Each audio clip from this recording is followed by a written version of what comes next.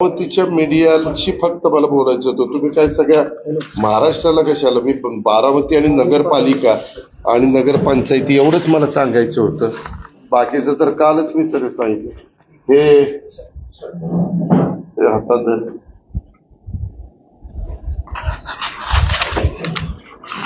सर्व पत्रकार मित्रांचं मी स्वागत करतो.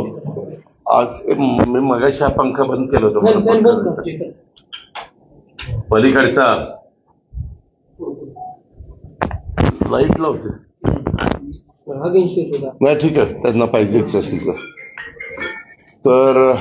आपल्याला सगळ्यांना माहिती आहे महाराष्ट्रामध्ये माझा अजून एक कागद राहिला कुणाकडे तरी, बघू त्याच्यात.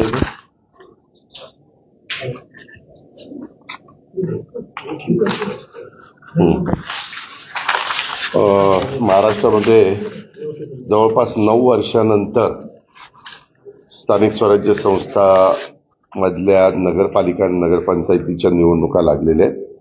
साधारण 288 नगरपालिका आणि नगरपंचायतीला मतदान होणार आहे. कार्यक्रम जाहीर झालेला आहे, त्या भागात आचारसंहिता लागलेली आहे. मी काल पुणे जिल्ह्याचं माझ्या सहकार्य मित्रांना एकत्र घेऊन आढावा घेतला आणि त्याच्या आधी सोमवार ते शुक्रवार मी मुंबईमध्ये राज्याच्या बद्दलचा मी सुनील तटकरे आणि बाकीचे आमचे सगळे सहकारी आम्ही सगळ्यांनी मिळून तो आढावा घेतला. आता बारामतीमध्ये आज मी सकाळपासून थोडीशी चाचपणी केली. आपल्याला सगळ्यांनाच माहिती आहे की ही नगरपालिका पूर्वी आघाडीवर लढली जायची किंवा अशा पद्धतीने, म्हणजे स्वर्गीय कारभारी अण्णा असताना पण, स्वर्गीय विनोद कुमार गुजर साहेब असताना पण त्यांचे पॅनल व्हायचे आणि निवडणूक लढली जायची आणि जे येतील ते पवार साहेबांचे, असं साधारण त्या काळातलं सूत्र होतं. पण ज्यावेळेस बारामतीकरांनी मला 91 साली खासदार केल्यानंतर मी ठरवलं की बाबा आपण पक्षाच्या चिन्हावर किंवा पक्षाच्या नावावर का नाही निवडणूक लढवायची. कारण काय होतं, आघाडीमध्ये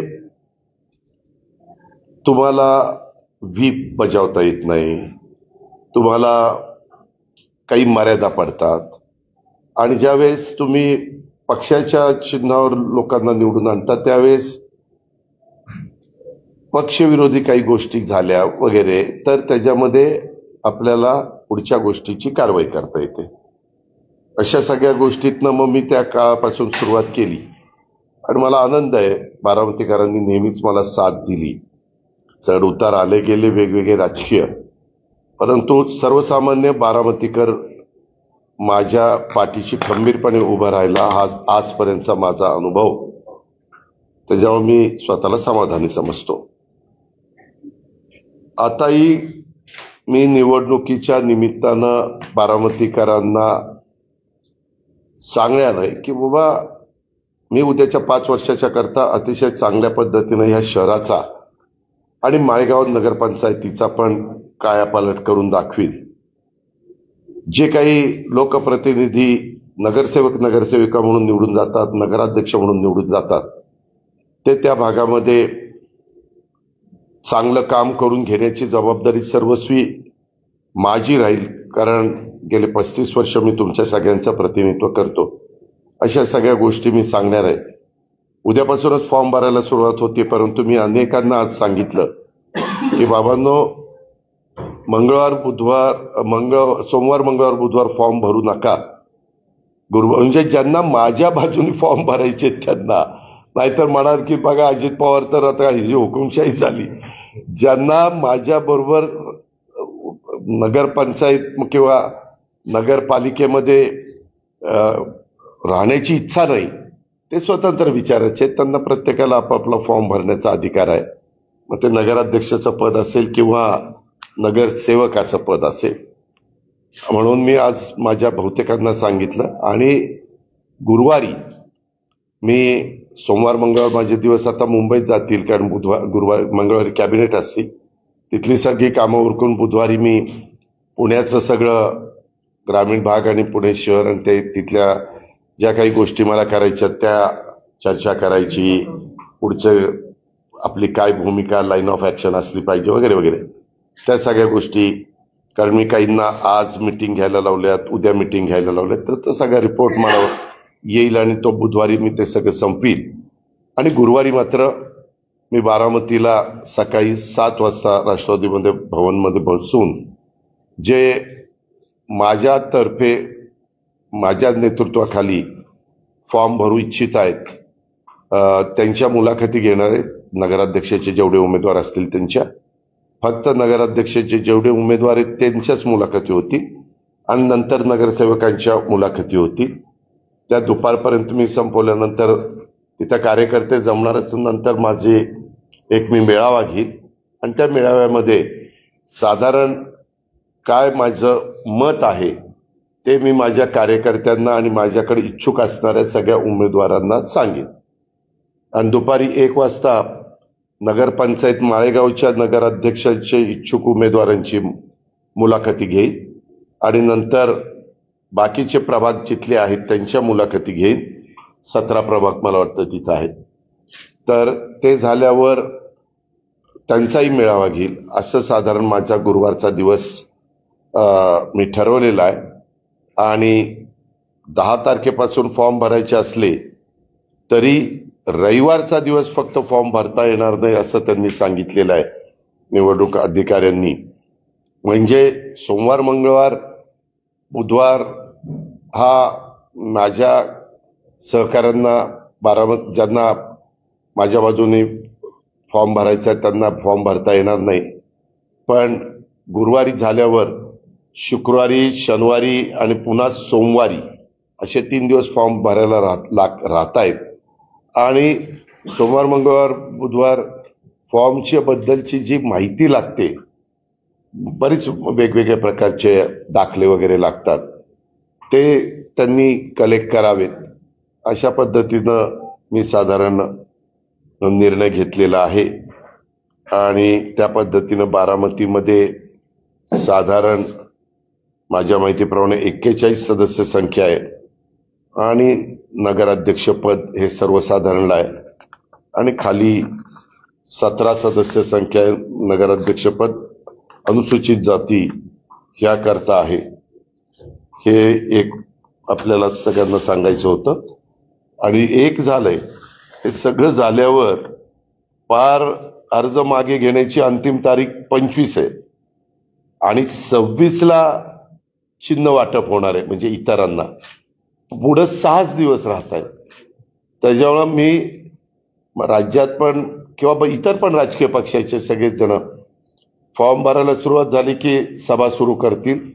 मी पण माझा प्रोग्राम चॉकआउट करतो की आम्ही पण वेगवेगळ्या भागात कुणी जायचं ते ठरवणार आहे. ते उद्याच मंगळवारी ठरवून ती जबाबदारी ज्या त्यांच्यावर देणार आहे. आणि आपल्या इथं साधारण 26ला अंतिम चित्र झाल्यावर 2 तारखेला मतदान आहे. अशा प्रकारची ती एकंदरीत परिस्थिती. पण मध्ये गॅप मात्र मोठा आहे. अर्थात नगरपालिका, नगरपंचायतीमध्ये जरी 20 प्रभाग किंवा 17 प्रभाग असे काही असले तरी मतदारांची संख्या फार काही नसती तुलनात्मक लोकसभा, विधानसभेला असती तशी. आता आपल्याच बारामतीतलं जर बघायचं म्हटलं तर 1 नंबरला मतदारांची संख्या 6,500 आहे, पण 2 नंबरला 3500 आहे, 3300 आहे, 3900 असं आहे. म्हणजे सगळ्यांना ते चिन्ह पोचेपर्यंत कुठली अडचण येईल असं मला वाटत नाही बारामतीमध्ये. आणि नगरपंचायत झाल्यानंतर माळेगावमध्ये पण मोठ्या प्रमाणावर कामं करण्याचा प्रयत्न आम्ही महायुतीच्या सरकारच्या माध्यमातून केलेला आहे. हे पत्रकार म्हणून आपण पण जाणता. आणि अजूनही आमची बरीचशी कामं पाईपलाईनमध्ये, अजूनही वेगवेगळ्या प्रकारच्या समस्या. म्हणजे सोलरवर बारामती शहरामध्ये स्ट्रीट लाईटला लागणारी जेवढी वीज लागते ते पण मी आता प्रोजेक्ट हातामध्ये घेतलेला आहे. अशा पद्धतीनं बऱ्याच गोष्टी आम्ही त्या बाबतीमध्ये करतोय. तसंच मला दुसरं एक तुम्हाला सांगायचं होतं. हे झालं येणाऱ्या निवडणुकीच्या बाबतीत. बाकीची पण जबाबदारी जेजुरीची, सासवडची, फुरसुंगी उरळी देवाची किंवा इकडं दौंड, इंदापूर, शिरूर, खेड, म्हणजे राजगुरुनगर, चाकण, आळंदी, तळेगाव, दाभाडे, वडगाव, मावळ, लोणावळा, तिकडं भोर, तिकडं जुन्नर, आता नवीन मनसर झालंय, अशा वेगवेगळ्या निवडणुका होणार आहेत. त्याच्याबद्दल पण आम्ही सगळेजण लक्ष ठेवून आणि राज्यात पण चाललेलं आहे तिथं पण आम्ही पण लक्ष ठेवून, आमचे मित्रपक्ष पण लक्ष ठेवून आहेत आणि समोरचे विरोधक पण लक्ष ठेवून, हे मला आपल्या सगळ्यांच्या निदर्शनास आणून द्यायचं होतं. दुसरं, मधल्या काळामध्ये काही घटना घडल्या त्याच्याबद्दल स्पष्टपणे मी माझी भूमिका मांडली आणि त्याच्याबद्दल इन्क्वायरी पण सुरू झाली, FIR पण दाखल झाली ज्यांच्या सहाय्या आहेत त्यांच्यावर, आणि चौकशी पण सुरू केलेली आहे. 1 महिन्याची मुदत मुख्यमंत्री महोदयांनी दिलेली आहे आणि त्यावेळेस सगळं वस्तुस्थिती काय ती जनतेच्या समोर येईल. तर 1 रुपयाचा व्यवहार न करता नुसते आकडे लिहून कसा कागद होऊ शकतो ते आजपर्यंत मला काही कळलेलं नाहीये. आणि त्याच्यावर मी पण आश्चर्यचकित झालो की असं कसं, ज्या रजिस्टर ऑफिसच्या व्यक्तीने हे नोंदणी केली त्यांनी कशामुळे ही नोंदणी केली, काय त्याला असं घडलं की त्यांनी चुकीचं काम केलं, अशा सगळ्या गोष्टीचा वस्तुस्थिती आपल्याला महिन्यांनी कळेल. कारण सगळे चांगले अधिकारी मुख्यमंत्री महोदयांनी त्या कमिटीवर नेमलेले आहेत. ते सुरू झाल्यावर पत्रकार मित्रांनो काय होतं, निवडणुका जवळ झाल्या की आमच्यावर आरोप सुरू होतात, कुठनं तरी काहीतरी. मागेही तुम्हाला आठवत असेल की असाच 2009ला का 8ला 70,000 कोटीचा आरोप झाला. त्याला 15-16 वर्ष झाली, परंतु त्याच्यातनं काहीही कुणी पुरावे देऊ शकले नाही, काही होऊ शकले नाही. पण बदनामी तर आमची होती. कुणी पण उठायचं, ते असं झालं तसं झालं. अलीकड मीडियामध्ये बोलताना वेगवेगळे प्रवक्ते बोलतात, ते पण त्याच्यामध्ये करतात. शेवटी चुकीचं कुणाकडनं घडलं आणि त्याच्यामध्ये काही त्याच्यावर आरोप झाले तर एक वेळ आम्ही समजू शकतो. परंतु सकाळपासून रात्री उशिरापर्यंत लोकांची कामं करायची, पारदर्शकता कशी राहील ते बघायचं, नियमाला धरून करायचं, संविधानाने सांगितलेल्या सगळ्या गोष्टीचा आदर करायचा, घटनेचा कायद्याचा पूर्णपणे कुठेही तिथं चूक होणार नाही हे बघायचं. आणि ते झालं की लगेच बारामतीतल्या कुठल्या जमिनीचं काढायला लागले.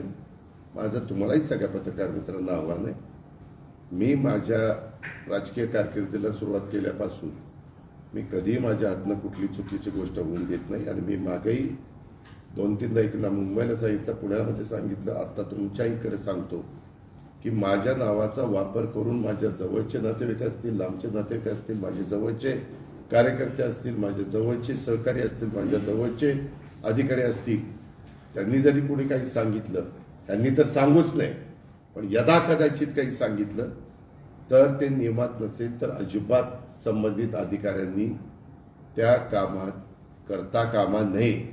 अजिबात कुठलाही दबावला ते बळी पडता कामा नये, हे मी स्पष्टपणे सगळ्या माझ्या क्लास 1, क्लास 2, क्लास 3 या सगळ्या अधिकाऱ्यांना पण आवाहन करतो. आणि IAS IPS ऑफिसर जे कोणी वरिष्ठ अधिकारी त्यांना पण सगळ्यांना आवाहन करतो.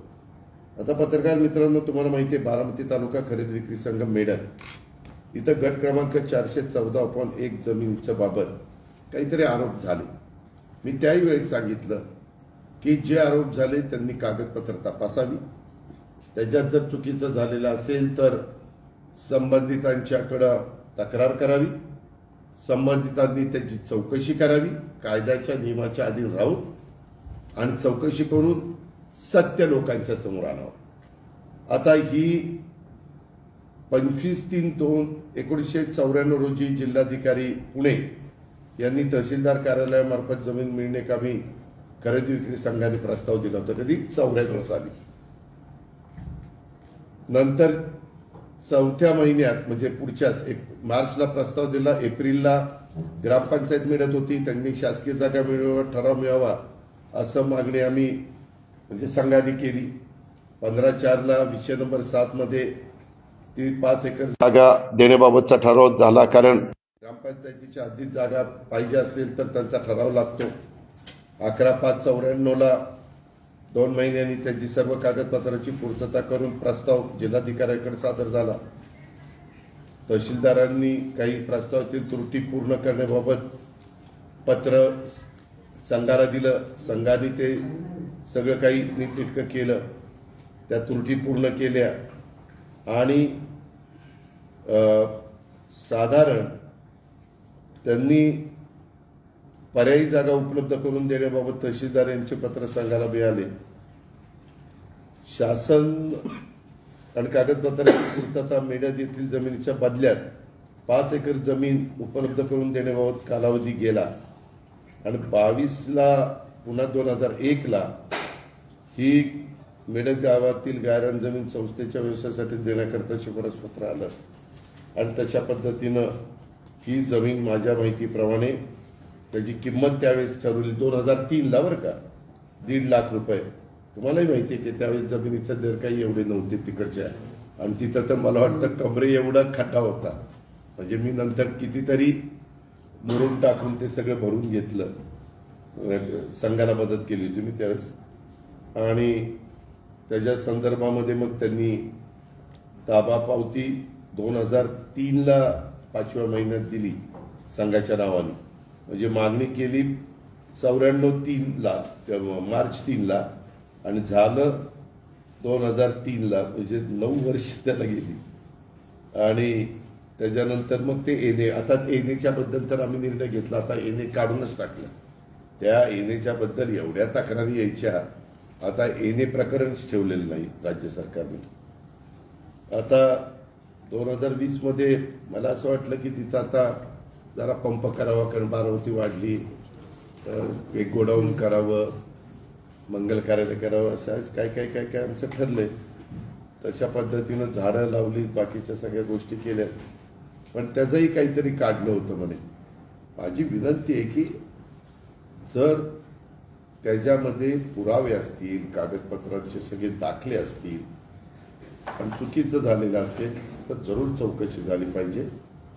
कारण हे कायद्याने नियमानं चाललेलं सरकार आहे आणि यंत्रणेने तशाच पद्धतीचं काम केलं पाहिजे. पण आता बऱ्याच कुठल्या कुठल्या जमिनी काढतात आणि त्यांच्या नातेवाईकांनी असं केलं, यांच्या स्वतः अजित पवारांनी असं केलं. मी कालही चुकीचं कुठलं केलं नाही, आजही केलेलं नाही, उद्याही करणार नाही, एवढंच मला सांगायचं. दादा, राज्यात महायुती एक संध लढणार आहे का प्रत्येक ठिकाणी? त्याच्याबद्दल मुख्यमंत्री देवेंद्रजी, तसंच एकनाथरावजी, तसंच सुनील तटकरेजी, रवींद्र चव्हाणजी आणि काही एकनाथरावांनी ज्यांना चर्चा करण्याचा अधिकार दिला ते कदाचित उमेश सामंत आणि काही कोणी असतील, यांच्या संदर्भातली याची चर्चा होईल. आम्ही एक सांगतो की बाबा सगळ्यांनी एकत्रपणे राहून लोकांच्या समोर गेलं पाहिजे. पण मागे आम्ही 15 वर्ष आघाडीमध्ये काम केलं, त्यावेळेस जो तो पक्ष जिथं त्याची ताकद असेल तिथं स्वतंत्र लढण्याचा प्रयत्न करत असतो. जिथं स्वतंत्र लढल्यानंतर मताची विभागणी होऊ फायदा होणार नसेल तर तिथं एकत्रपणे आजपर्यंत जे ते लोक गेलेले आहेत. आताही आमचा प्रयत्न चाललेला आहे की मताची विभागणी न होता, जसं आमचं एनडीएचं सरकार केंद्रात आलं, राज्यामध्ये युतीचं सरकार आलं, तसं चांगल्या पद्धतीनं विकासाची कामं होण्याच्या दृष्टिकोनातून त्या त्या भागामध्ये जनतेने महायुती सध्या सत्तेवर असल्यामुळं महायुतीला सहकार्य करावं. शेवटी तो जनतेचा अधिकार आहे. बारामतीत भाजपनं तयारी केली लढायची. मी सांगितलं ना, आम्ही आव्हान करतोय, तयारी करायची. प्रत्येक जण आपापला ताकद आजमावण्याचा प्रयत्न करतो. प्रयत्न करणं आपला हातात आहे. यश आलं ठीक, नाही यश आलं तर ज्या गोष्टी घडतील त्याला सामोरं जायचं. दादा, मुंबईत ड्रोनवर बंदी असताना देखील मातोश्रीच्या आजूबाजूला ड्रोनच्या गिरट्या घालताना दिसतात. त्याचा व्हिडिओ देखील बाहेर आलेला आहे. हे तपासाचा भाग आहे. त्याची तक्रार पोलीस खात्याकडे केली पाहिजे. पोलीस खातं याच्यावर कंट्रोल करतं. नजर ठेवली जाते अशी चर्चा मोठ्या प्रमाणात होती. माहित नाही, मी काही नजर ठेवली नाही. दादा, बारामती नगराध्यक्ष पदाचे उमेदवार जय पवार असणार अशी चर्चा आहे. मी पण ती चर्चा ऐकली. मला आज पण बरेच जण म्हणाले, परंतु तसं काही होणार नाही. दादा, खरं तर 10 दिवस राहिलेले अजून कुठलाही निर्णय नाही. भाजपच्या सूत्रांकडून असं कळतंय की कशाला 10 दिवस राहिले? तिथल्या स्थानिक परिस्थितीनुसार ज्या त्या परिस्थितीनुसार आघाडी करा असं भाजपने बैठकीत सांगितलेलं आहे. तर अजून कुठलाही मी आपल्याला पहिल्यांदाच सांगितलं की हे राज्याच्या स्तरावर हे जिल्ह्यात सोडून जिल्ह्याला, तालुक्याला तिथली राजकीय परिस्थिती प्रत्येक ठिकाणची वेगळी असते. तिथं अधिकार दिले जातात. आता महायुती आहे. एखाद्या ठिकाणी आमच्या 3 पैकी एखादा पक्ष स्ट्रॉंग असेल तर त्यांनी आपल्या मित्र पक्षांना त्यांच्या साधारण एक समाधान होईल, एक व्यवस्थितपणे सन्मान होईल. समाधान म्हणण्यापेक्षा सन्मान होईल अशा पद्धतीनं जागा वाटप झाल्या तर मग प्रश्न येत नाही. अर्थात तो ज्याचा त्याचा अधिकार. आणि नेहमीच मतदान 2 तारखेला आहे, 2 डिसेंबरला, आणि आज तारीख 9 आहे. अजून बराच दिवस आहे. नगरपालिका किती असती, नगरपंचायत किती असते तुम्हाला माहिती. महानगरपालिकेला मोठ्या असतात, जिल्हा परिषद मोठ्या.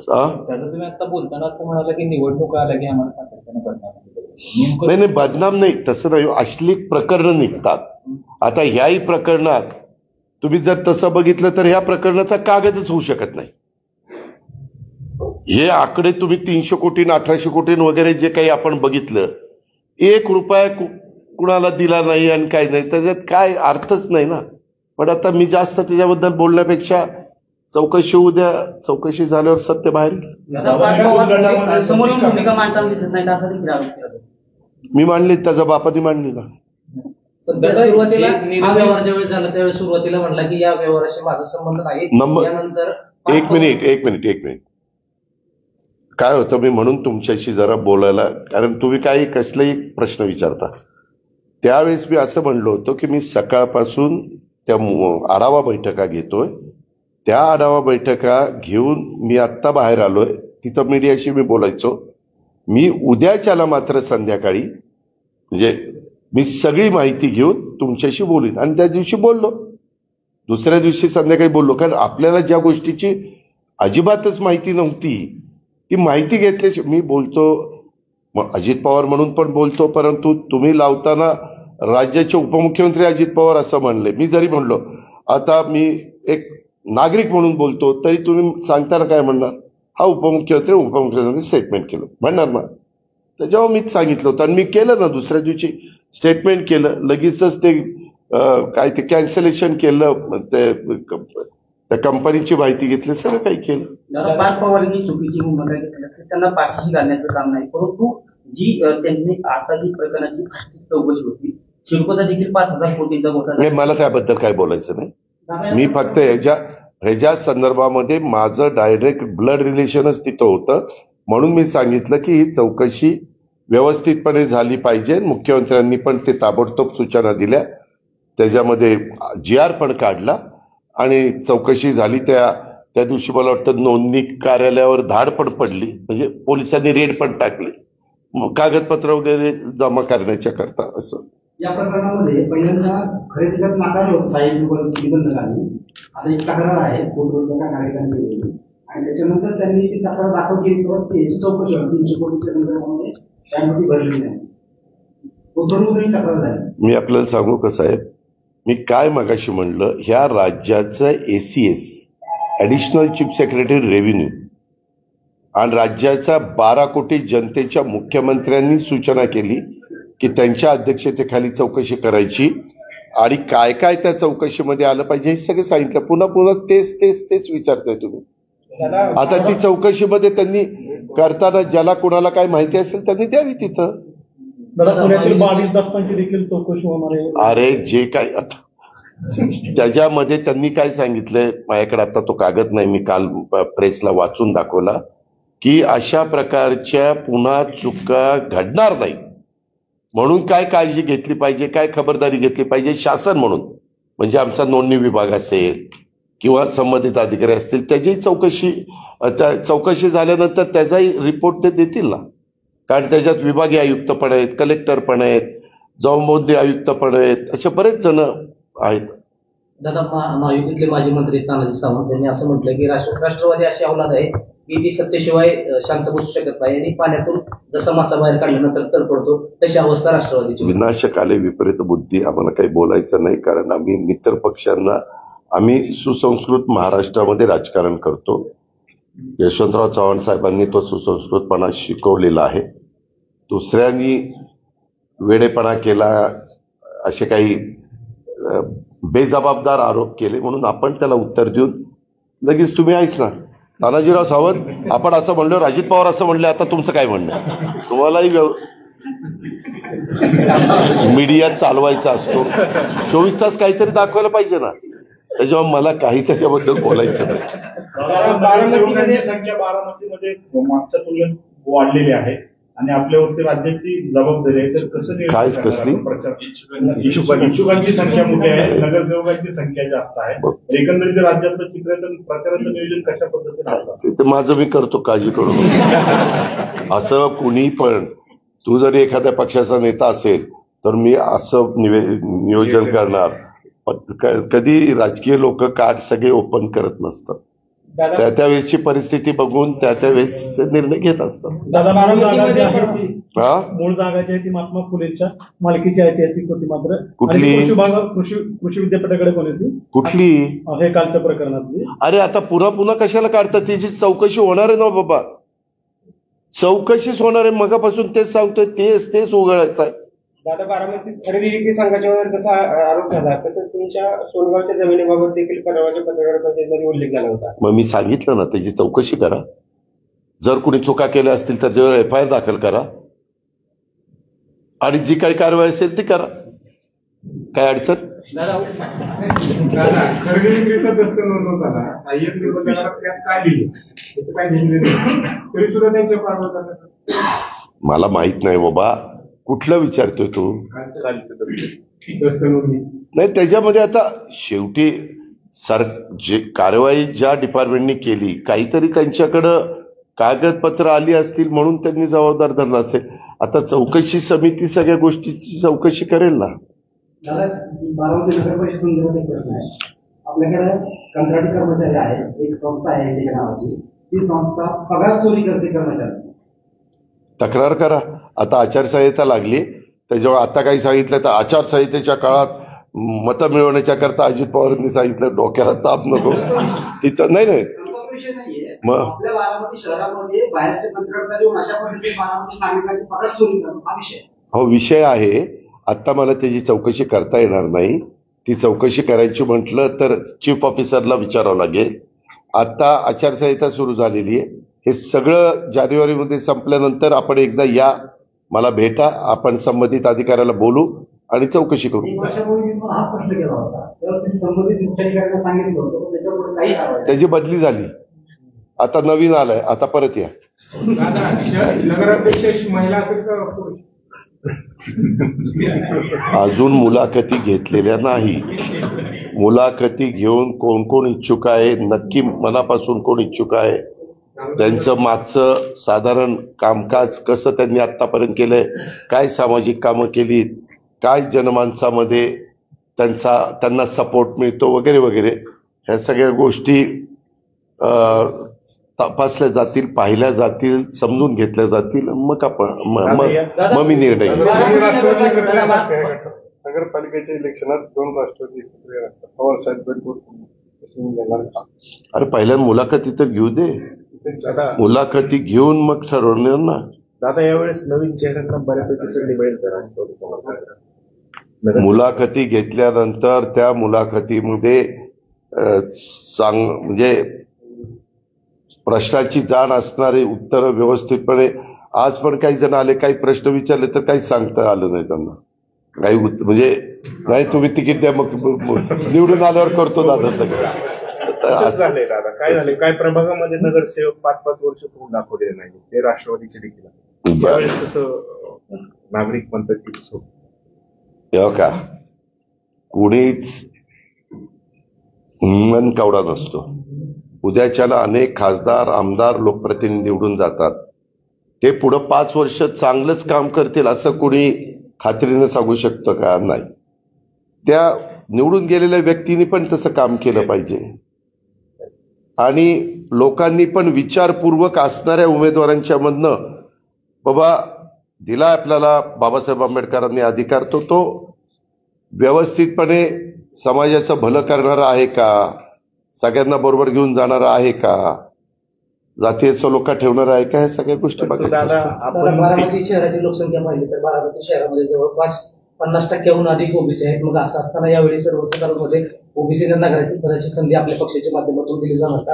कारण गेल्या काही मी मुलाखती घेतल्याशिवाय मी काही त्याबद्दल सांगणार नाही. पत्रकार मित्रांनो, तुम्हाला माहितीये 2016ला निवडणुका ज्यावेळेस झाल्या त्यावेळेस ती ओबीसीला जागा होती. तरी देखील आम्ही त्या काळात महिला एक आम्हाला ऍक्टिव्ह वाटली, आम्ही दिली. बारामतीकरांनी निवडून दिलं, त्यांनी 5 वर्ष काम केलं.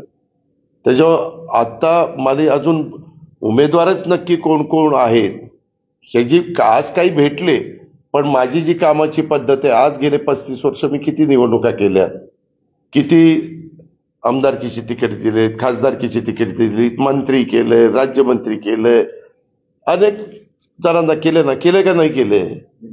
मग त्याच्यामध्ये थोडंफार आम्हाला जरा त्याच्यातलं काही गोष्टी माहिती आहेत, त्या मी गुरुवारी हे करून एवढ्या आपल्या महत्वाच्या बारामतीचं प्रतिनिधित्व करत असताना ती व्यक्ती प्रथम नागरिक आहे. म्हणजे उद्याच्याला आपण जी काही निवडून देणार आहे किंवा नगरपंचायत माळेगावला पण तीच गोष्ट आहे, तर त्या पद्धतीने मी करीन. नगराध्यक्ष पदासाठी मोठ्या प्रमाणात इच्छुक आहे, पण कोणते निकष नगराध्यक्ष पदासाठी? माझ्या मनाला जे योग्य वाटतील ते निकष. दादा विरोधकांकडून सारखी मागणी पार्थ पवार एक मिनिट ऐक ना तू. मी ह्याचं उत्तर मुंबईला पण दिलं, मी ह्याचं उत्तर पुण्याला पण दिलं, तरी तुला अजून हौस आहे प्रश्न विचारायचे. त्यामध्ये चंद्रशेखर बावनकुळे असे म्हणाले की तो कागद करत असताना जे तिथं सह्या केल्या, ज्यांनी जे तिथं आतमध्ये येऊन जबाबदार होते त्या तिघांच्यावर कारवाई केली FIR मध्ये. राधाकृष्ण विखे पाटील यांनी शेतकऱ्यांबाबत एक वक्तव्य केलंय की शेतकरी स्वतःच्या काढतात आणि कर्जमाफीची वाट पाहतात. खऱ्या अर्थाने शेतकऱ्यांच्या जखमेवर मला शेतकऱ्यांच्या बद्दल आम्हाला आदर आहे. शेतकरी हा बळीराजा आहे, लाखाचा पोशिंदा आहे. त्या संदर्भामध्ये मी नक्की विखे पाटील साहेबांनी, कारण विखे पाटील साहेब पण शेतकरी आहेत, मी पण त्यांना अनेक वर्ष आम्ही एकमेकाला ओळखतो. मी त्याच्याबद्दल असाही प्रश्न मला माझे बारामतीचे पत्रकार मित्र विचारत होते, नक्की काय झालंय त्याची माहिती घेईल आणि मग गुरुवारी तुला उत्तर देईल.